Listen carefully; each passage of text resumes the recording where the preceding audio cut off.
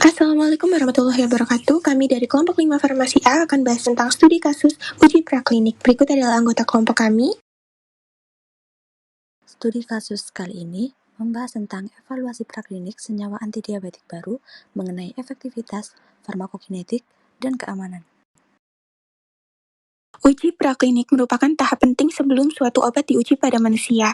Tahap ini dilakukan untuk memastikan 3 hal utama, keamanan, efektivitas, dan karakteristik farmakokinetik dari senyawa yang dikembangkan.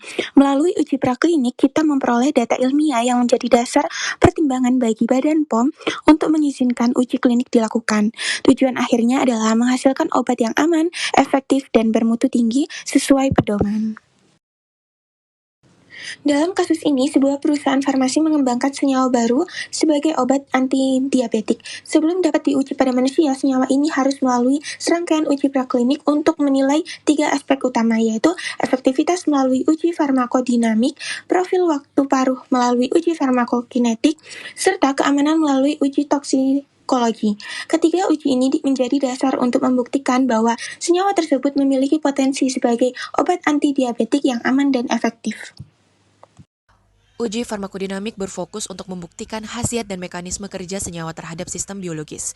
Pada senyawa antidiabetik, pengujian diarahkan untuk melihat sejauh mana senyawa dapat menurunkan kadar glukosa darah, meningkatkan sensitivitas insulin, dan memperbaiki fungsi pankreas. Data farmakodinamik ini menjadi bukti awal efektivitas obat sebelum masuk ke dalam tahap uji klinik. Panduan pelaksanaan uji ini tercantum pada Peraturan BPOM Nomor 20 Tahun 2023 tentang pedoman uji farmakodinamik. Desain uji farmakodinamik biasanya menggunakan hewan uji seperti tikus atau mencit yang telah diinduksi diabetes, misalnya menggunakan streptozotocin. Hewan dibagi menjadi beberapa kelompok dosis untuk melihat efek senyawa terhadap kadar glukosa, berat badan, dan kadar insulin. Seluruh proses uji harus mengikuti prinsip etik penelitian dan Good Laboratory Practice atau GLP agar hasilnya valid dan dapat diterima secara ilmiah. Ketentuan ini juga diatur dalam Per BPOM Nomor 20 Tahun 2023. Selanjutnya adalah uji farmakokinetik.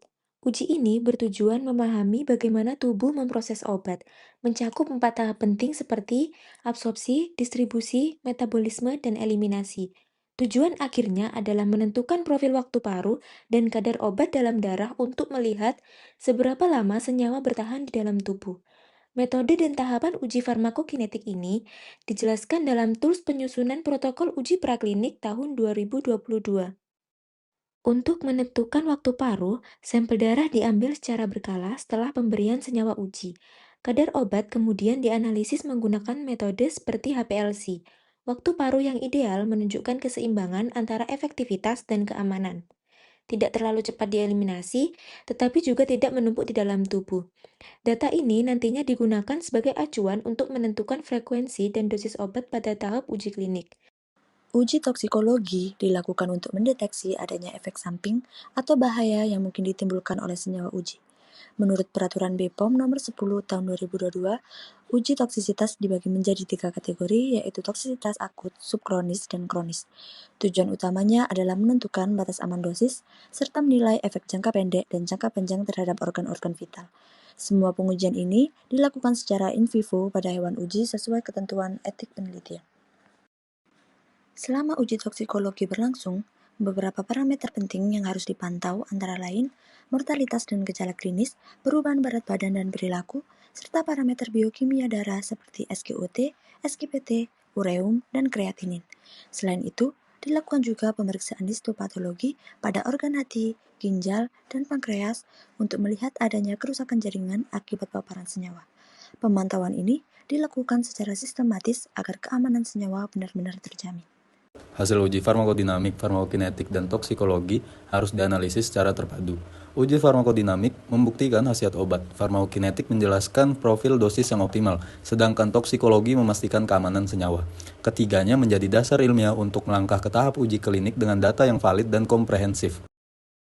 Dengan mengikuti pedoman resmi dari BPOM atau BPOM, tahapan uji praklinik akan menghasilkan data yang ilmiah, valid, dan dapat dipertanggungjawabkan. Langkah ini menjadi kunci dalam pengembangan obat herbal terstandar dan fitofarmaka yang aman serta bermutu tinggi bagi masyarakat. Inilah tujuan utama dari seluruh rangkaian evaluasi praklinik sebelum suatu senyawa dinyatakan siap untuk uji klinik. Sekian presentasi dari kelompok kami. Wassalamualaikum warahmatullahi wabarakatuh.